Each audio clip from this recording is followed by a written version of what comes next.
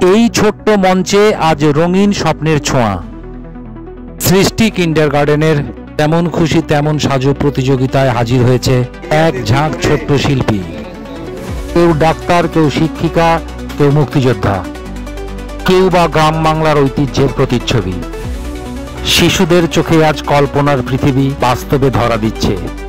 এই সাজ শুধু পোশাকের নয়, এটা তাদের সৃজনশীলতার, তাদের কল্পনা শক্তির প্রকাশ। এক একটা মুখের এক একটা গল্প।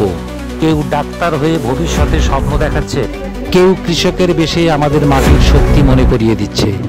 এই প্রতিযোগিতা শুধু সাজের নয়, এটা আত্মবিশ্বাসের, আনন্দের, শৈশবকে রঙিন করে তোলার। আসুন আমরা সবাই এই ছোট্ট প্রতিভাদের করতালি দেই।